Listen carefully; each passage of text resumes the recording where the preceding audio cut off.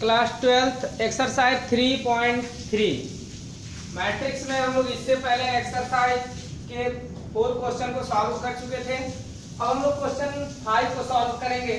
देखिए 5 का first question मैं सॉल्व करके आपको बता रहा हूँ, सेकंड इसके बाद बता दूंगा। कह रहा है ए तथा बी, आप बीओ के लिए सत्यापित कीजिए कि A B dash equal B dash into A dash.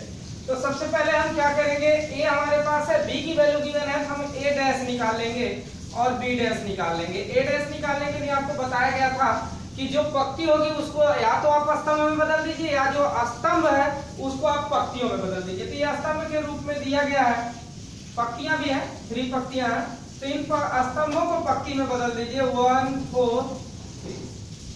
और इसमें क्या हो जाएगा, बी का जब डैश हम निकालेंगे तो ये पंक्ति में है, इसको स्तंभ में कन्वर्ट कर लीजिए -1 2 और 1। तो हमारे पास ए डैश और बी डैश की वैल्यू आ गई। अब हमें पहले ए बी निकालना है, ए इंटू बी। अब ए इंटू बी निकालने के लिए 1 4 3 और इसमें हम मल्टीप्लाई कर देंगे बी से -1 2 और 1। तो इसमें आपको बीओ के गुणे में बताया गया था कि पंक्ति गुणे स्तंभ, यानी हम पहली पंक्ति, जैसे कि मान लीजिए इसकी पहली पंक्ति लेते हैं, तीनों स्तंभों में करेंगे गुणा। तो यहां से जाएगा 1 का -1 में -1, 1 का 2 में 2 और 1 का 1 में मल्टीप्लाई करेंगे तो 1 हो जाएगा। अब देखिए दूसरी पंक्ति लीजिए, 4 का -1 में 4 और 4 का 2 में 4 2 जा 8 और 4 का 1 में 4 1 जा 4 करेंगे 4। अब 3 का गुणा अगर -1 में करते हैं तो यहाँ से -3 मिल जाएगा, 3 का 2 में करेंगे तो 6 मिल जाएगा, 3 का 1 में गुणा करेंगे तो 3 करने 3 मिल गया। हमें यह ए बी की वैल्यू मिल गई। लेकिन हमें करना क्या है, यहाँ पर देखिए ए बी का डैश निकालना है। तो अब हम क्या करेंगे, ए बी जो हमारे पास वैल्यू आई है उसका हम डैश निकाल लेते हैं। डैश के लिए आपको बताया गया था जो पंक्तियां उनको स्तंभों में बदल दीजिए। जैसे पहली पंक्ति दी गई है, इसको पहले स्तंभ में 1 -1 2 और 1 हो गया हमारे पास। और फिर दूसरी पंक्ति -4 8 4 हो गया। तीसरी पंक्ति लेंगे -3 6 और 3। तो यह ए बी का डैश निकल गया। अब हम क्या करेंगे, इसको प्रूव करना है B dash into A dash के। अब यहाँ बी डैश ए डैश निकाल लीजिए। तो पहले हम बी डैश ए डैश निकालने के लिए पहले बी की वैल्यू को पुटअप करिए -1 2 और 1 और इसमें गुणा कर देंगे आप ए डैश से, यानी 1 4 और 3। अब इसका गुणा करेंगे तो नियम वही है, आपको बताया गया है कि पंक्ति गुणे स्तंभ। तो पहली पंक्ति लेंगे, तीनों स्तंभों में गुणा अगर हम करते हैं तो यहाँ -1 का 1 में हुआ तो -1 -1 का 4 में हुआ तो -4 और -1 का 3 में मल्टीप्लाई हुआ तो -3 हो गया पहली पंक्ति का। दूसरी पंक्ति में 2 है, 2 का गुणा 1 में करेंगे 2 1 करने 2, 2 का गुणा 4 में करेंगे 4 दूना 8, 2 का गुणा 3 में करेंगे 3 दूना 6। अब 1 है, 1 का गुणा 1 में करेंगे तो 1 हो जाएगा, 1 का गुणा 4 में करेंगे 4 हो जाएगा, 1 का गुणा 3 में करेंगे 3 हो जाएगा। देखिए बी डैश ए डैश का मान क्या मिला और ए बी डैश का मान क्या है। देखिए दोनों मान, जो ए बी डैश का मान आया है वही मान बी ए डैश का भी आया है। तो यहाँ से हम लिख सकते हैं कि ए बी का whole dash equal B dash into A dash. इसको हमने क्या कर लिया, प्रूव कर लिया, क्योंकि दोनों मान आपस में क्या है, बराबर। अब इसका दूसरा क्वेश्चन हम देख लेते हैं।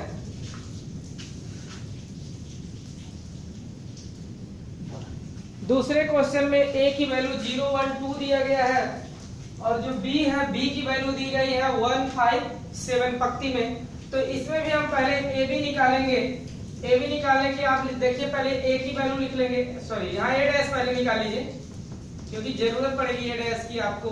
तो यहाँ 0 1 2 हो गया a डैश का मान, और b का डैश जब मिला निकालेंगे हम तो ये पंक्ति के रूप में इसको स्तंभ में कन्वर्ट कर लीजिए 1 5 और 7 हो गया। अब क्या करेंगे, हम ए डैश बी डैश निकालेंगे। सॉरी पहले ए बी निकाल लीजिए। ए बी निकालने के लिए आप क्या करेंगे, ए की वैल्यू को पुटअप करेंगे 0 1 2 और बी की वैल्यू को आप पुट कर देंगे 1 5 और 7। अब इन दोनों का हमें गुणा करना है, तो जीरो का गुणा किसी भी नंबर में करते हैं तो आप जानते हैं जीरो ही होता है, तो जीरो का 1 में करेंगे तब भी जीरो हो जाएगा, जीरो का 5 में करेंगे, जीरो का 7 में करेंगे, प्रत्येक कंडीशन में क्या आएगा, जीरो ही आएगा। अब 1 का गुणा 1 में करते हैं तो 1 का गुणा 5 में करेंगे 5, और 1 का गुणा 7 में करेंगे तो हमें 7 मिल जाएगा। अब हमारे पास 2 है, 2 का गुणा अगर हम 1 में करते हैं तो 2, 2 का 5 में 5 दूना 10, 2 का 7 में 7 दूना 14। हमें करना क्या है, ए बी का मान निकल गया, हमें ए बी डैश का मान चाहिए। तो ए बी डैश निकालने के लिए आपको बताया गया था कि जो पंक्ति है उसको स्तंभों के रूप में बदल दीजिए। तो ये पंक्ति है, पहली पंक्ति में सब 0 0 है तो इसको 0 0 स्तंभ बना लीजिए। दूसरी पंक्ति में 1 5 7 है तो 1 5 और 7 इसको कन्वर्ट कर लीजिए आप स्तंभ में। तीसरी पंक्ति में 2 10 14 है तो यहाँ 2 10 और 14 को हम लिख लेंगे। तो ये ए बी डैश का मान हमारा मिल गया। अब हमें करना क्या है, ए डैश बी डैश निकालना, सॉरी बी डैश ए डैश। तो पहले बी डैश का मान लिखेंगे फिर ए डैश का मान लिखेंगे। तो बी डैश का मान हमारे पास है 1 5 7 और ए डैश का मान हमारे पास है 0 1 2। तो 0 1 इसके जगह पे हम 2 रख देंगे। अब क्या करेंगे आपको जैसे बताया गया, जैसे इसमें गुणा किया है पंक्ति गुणे स्तंभ, अगर देखा जाए तो देखिए सेम चीज, सेम वैल्यू इसकी आ रही है। पहले 0 1 2 है, बाद में 1 5 7 है। उसी तरीके से इसमें भी आप गुणा जब करेंगे तो पहले ध्यान दीजिएगा, पहले हमें b का मान को रखना था तो b के मान को हमने पहले रख लिया 1 0 1 2। a डैश का मान है और b डैश का मान 1 5 7। चलिए ठीक, अब इसको सॉल्व करते हैं। तो सबसे पहले हम लेंगे 1 को और तीनों में गुणा कर जाएंगे। तो 1 का गुणा 0 में होगा तो 1 हो जाएगा, 0 हो जाएगा। 1 का 1 में होगा तो 1 हो जाएगा, 1 का 2 में होगा तो 2 हो जाएगा।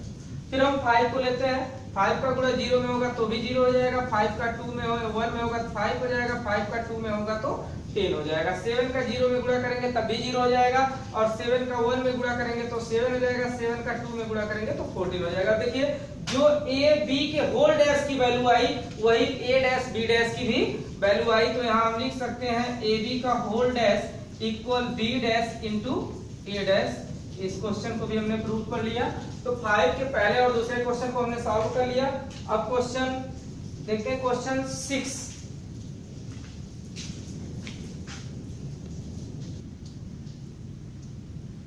क्वेश्चन नंबर 6 का फर्स्ट हम लोग सॉल्व करेंगे। 6 के फर्स्ट क्वेश्चन में क्या दिया गया, देखिए a की वैल्यू दी गई है cos alpha sin alpha minus sin alpha cos alpha पंक्तियों के रूप में। आपको प्रूफ जो करना है वो करना है कि a डैश a का मान जो होगा वो i के बराबर आना चाहिए। तो सबसे पहले a की वैल्यू है तो हम a डैश की वैल्यू निकाल लेंगे। a डैश की वैल्यू निकालने के लिए आपको पता है कि जो पंक्तियां उन्हें हम स्तंभों के रूप में कन्वर्ट कर लें। तो हमारे पास पंक्ति है, यह पंक्ति, इसको पंक्ति को स्तंभ में बदलिए। cos अल्फा यहाँ हो जाएगा sin alpha minus sin alpha और cos अल्फा। a डैश का मान निकल गया। अब हमें क्या करना है, a डैश इंटू a करना है। तो a डैश की वैल्यू पहले रखेंगे हम, a डैश इंटू a। तो a डैश का वैल्यू हमारा आया है cos alpha minus sin alpha और यहाँ हो जाएगा sin अल्फा cos अल्फा। और b डैश की जो सॉरी a की जो वैल्यू है वो है cos alpha sin alpha minus sin alpha cos alpha. अब आपको जैसे कि गुणा करने का नियम बताया गया कि पंक्ति गुणे स्तंभ हम करते हैं। तो पहली पंक्ति को अगर हम लेते हैं तो पहले स्तंभ में और दूसरे स्तंभ में हम गुणा करेंगे। तो पहली पंक्ति में देखिए cos है, cos अल्फा, अगर cos अल्फा का cos अल्फा में गुणा किया जाए तो cos स्क्वायर अल्फा हो जाएगा। फिर यहाँ पर माइनस sin अल्फा है और माइनस sin अल्फा का माइनस sin अल्फा में गुणा किया जाए तो माइनस माइनस प्लस हो जाएगा और यहाँ से निकल जाएगा sin स्क्वायर अल्फा। अब पहली पंक्ति का हमने पहले स्तंभ में गुणा कर लिया, अब पहली पंक्ति को दूसरे स्तंभ में गुणा करेंगे। और ये बात हमेशा ध्यान देंगे कि जो पहला अवयव है उसका पहले पंक्ति का जैसे पहला अवयव वो पहले स्तंभ या दूसरे स्तंभ में कर रहा है तो उसके पहले अवयव से गुणा करेंगे। दूसरे अवयव का दूसरे अवयव से अगर तीसरा भी रहेगा तो तीसरे से करेंगे। तो जैसे पहले स्थान पे इसका पहले स्थान से ही गुणा होगा, तो cos अल्फा का sin अल्फा से अगर गुणा किया जाए तो यह हो जाएगा cos alpha into sine alpha. अब देखिए यहाँ माइनस है और इसका cos अल्फा में गुणा करते हैं हम, तो माइनस और प्लस मिलके तो पहले माइनस हो जाएगा। sin अल्फा का cos अल्फा में गुणा करेंगे तो sin alpha into cos alpha, या इसको cos alpha into sin alpha करके भी हम लिख सकते हैं। ये हो गया। तो पहली पंक्ति का दोनों स्तंभों में गुणा किया हमने, अब दूसरी पंक्ति को दोनों स्तंभों में गुणा करिए तो sin अल्फा का cos अल्फा में गुणा करेंगे तो sin alpha into cos alpha हो जाएगा। और जो दूसरे स्थान पे आया उसका दूसरे अवयव से गुणा करिए तो यह भी sin अल्फा का cos अल्फा में होगा तो sin alpha into cos alpha. तो पहली पंक्ति का पहले स्तंभ में हो गया, दूसरे स्तंभ में करते हैं sin अल्फा का sin अल्फा में करेंगे तो sin स्क्वायर अल्फा हो जाएगा, और फिर cos अल्फा का cos अल्फा में करेंगे तो cos स्क्वायर अल्फा हो जाएगा। तो यहां से अब देखिए फार्मूला आप जानते होंगे, sin square alpha plus cos square alpha की वैल्यू क्या होती है 1 होती है, तो इसके स्थान पे हम 1 ले लेंगे। यहाँ देखिए cos alpha into sine alpha, cos alpha into sine alpha, plus minus में दोनों कैंसिल हो जाएंगे। यहाँ भी sin alpha cos alpha plus में, sin alpha cos alpha minus में, तो ये दोनों भी क्या हो जाएंगे कैंसिल हो जाएंगे।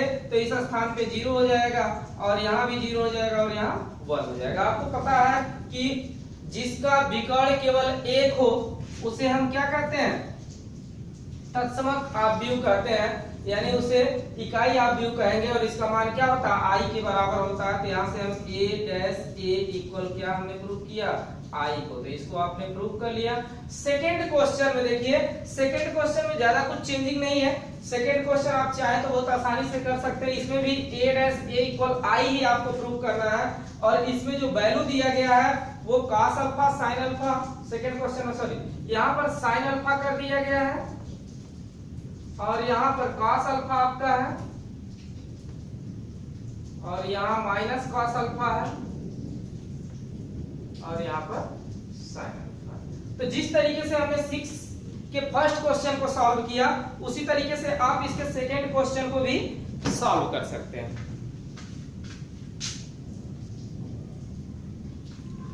देखिए 7 क्वेश्चन में आपको प्रूव करना है कि सिद्ध कीजिए कि आव्यूह एक सममित आव्यूह है, यानी ये आव्यूह जो दिया गया है आपको प्रूव करना है कि वो सममित आव्यूह है। तो सममित आव्यूह के लिए आपको पता है कि अगर किसी आव्यूह का a और a का अगर डैश निकाल दें हम, दोनों आपस में अगर इक्वल हो जाए, जैसे a है और इसका परिवर्त आव्यूह ट्रांसपोज मैट्रिक्स निकाला जाए और वो बिल्कुल सेम आ जाए तो हम कहेंगे कि यह एक सममित आव्यूह है। और यही अगर विषम सममित आव्यूह हमें प्रूव करना होता, जैसे कि इसी के 7 के सेकंड क्वेश्चन में किया गया है, तो सेकंड क्वेश्चन आप सेल्फ सॉल्व करेंगे।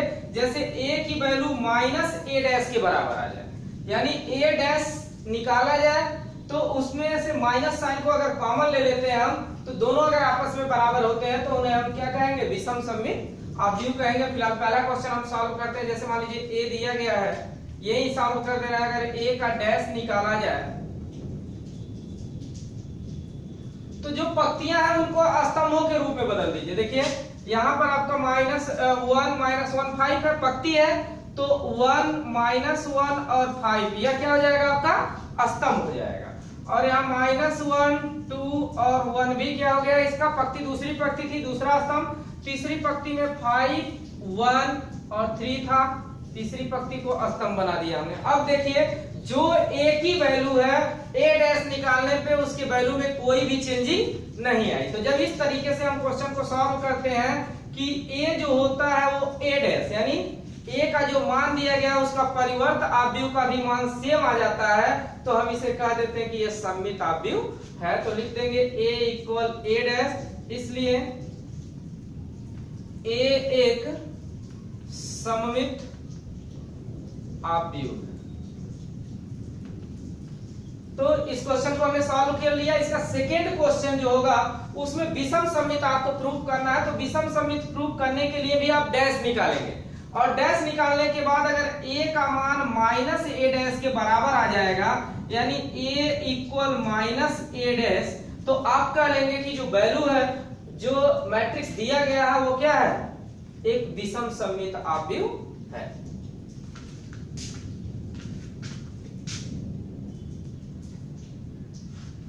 क्वेश्चन 8 में देखिए a की वैल्यू दी गई है और कह रहा है कि a प्लस a डैश एक सममित आव्यूह है। तो सबसे पहले हम क्या करेंगे, a की वैल्यू हमारे पास है तो यहां से a डैश की वैल्यू निकाल लीजिए, यानी जो पंक्ति है उसको स्तंभ में बदलिए, यहाँ 1 और 5 हो जाएगा और यहाँ 6 7 हो जाएगा। अब क्या करेंगे हमें करना है पहले क्वेश्चन में a प्लस a डैश, यानी a की जो वैल्यू है उसको a डैश की वैल्यू के साथ ऐड कर देंगे। तो यहाँ a प्लस a डैश अगर हम करते हैं तो a की वैल्यू हमारे पास है 1 5 6 7 प्लस a डैश की वैल्यू है 1 5 6 7। अब देखिए अगर इसको हम एक साथ ऐड करें तो यह मिल जाएगा हमें, ऐड कर लीजिए, 1 को 1 के साथ ऐड करेंगे 2, 5 को 6 के साथ ये ऐड करेंगे 11 हो जाएगा, 6 को 5 के साथ ऐड करेंगे तो 6 और 5 ये भी क्या हो जाएगा 11 हो जाएगा, और 7 और 7 ऐड होगा तो 14 हो जाएगा। तो एक बात आप ध्यान दीजिएगा, बहुत सारे लोगों के मन में कंफ्यूजन रहता है कि a दिया है और इसका परिवर्त आव्यूह पूछ रहा है, कह रहा है कि ये सममित आव्यूह, हमें a का परिवर्त आव्यूह नहीं निकालना, हमें a प्लस a डैश को प्रूव करना है कि ये सममित आव्यूह है। तो a प्लस a डैश हमने निकाल लिया। अब a प्लस अगर a डैश का हमने डैश निकालना हो हमें तो क्या निकलेगा, इसकी पंक्तियों को स्तंभों में बदल दीजिए। ये पहली पंक्ति है, 2 यहाँ पे लिखेंगे और 11 यहाँ पे लिखेंगे। दूसरी पंक्ति में क्या है, इसको 11 को यहाँ लिखेंगे और यहाँ पर 14 हो जाएगा। देखिए दोनों के मानों में क्या कोई बदलाव आया, a प्लस a डैश हमने निकाला था तो पंक्ति में 2 11 था और दूसरी पंक्ति में 11 14 था। a प्लस a डैश का a डैश का हमने होल डैश अगर निकाला तो भी क्या निकला, पहली पंक्ति में 2 11 और दूसरी पंक्ति में 11 और 14 आ गया। तो इस तरीके से हम देख सकते हैं कि पहले जब इस क्वेश्चन को हम सॉल्व करेंगे तो इनका जो वैल्यू आएगा वो सेम आएगा, तो हम कह सकते हैं कि a प्लस a डैश एक सममित आव्यूह है। इसका दूसरा क्वेश्चन हम देख लेते हैं, हमें निकालना हो अगर a माइनस a डैश और इसे प्रूव करना हो कि ये एक विषम सममित आव्यूह है, तो इसी पे हम सॉल्व कर दे रहे हैं क्वेश्चन को। देखिए अगर यहाँ माइनस का साइन कर दें तो जहां प्लस हो रहा था वहां माइनस हो जाएगा। अब देखिए अगर 1 में से 1 को घटा देंगे तो हमें यहाँ पर 0 मिल जाएगा, और 5 में से 6 को अगर हम घटा दें तो यहाँ पर -1 मिल जाएगा। यहाँ 6 में से अगर 5 को घटाते हैं हम तो यहाँ की वैल्यू हमें 1 मिल जाएगी, और फिर अगर 7 में से 7 को घटाते हैं हम तो हमें मिल जाएगा 0। अब ध्यान दीजिए a माइनस a डैश हमने निकाला, अब a माइनस a डैश का अगर होल डैश हमें करना हो तो क्या होगा, अब इसमें जो पंक्तियां दी गई है उसे हम स्तंभों में बदलेंगे, तो यहाँ पर 0 हो जाएगा, यहाँ -1 हो जाएगा, और अगर यहाँ पे देखिए दूसरी पंक्ति है तो दूसरा स्तंभ बना लीजिए।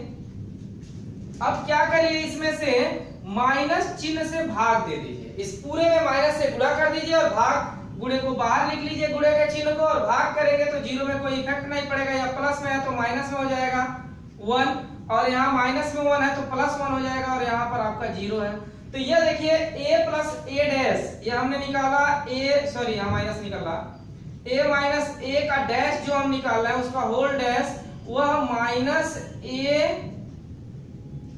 -a डैश के बराबर। देख लीजिए यह वैल्यू सेम इस वैल्यू के बराबर आ गई। तो यहाँ पे जब कभी भी हमने बताया था आपको कि a का वैल्यू -a डैश के बराबर हो जाए, यानी किसी आव्यूह का परिवर्त आव्यूह सेम हो जाए, तो हम उसे क्या कह सकते हैं कि यह एक विषम सममित आव्यूह है। तो इसे हम कह सकते हैं कि यह विषम सममित आव्यूह है। तो क्वेश्चन 8 तक का आपको इस वीडियो में क्वेश्चन मिल जा रहा है, बाकी का क्वेश्चन दूसरे वीडियो में आपको मिल जाएगा। अगर कहीं कोई प्रॉब्लम हो रही है आपसे तो आप कमेंट करके पूछ सकते हैं क्या प्रॉब्लम है आपको, कौन सा क्वेश्चन समझ में नहीं आ रहा।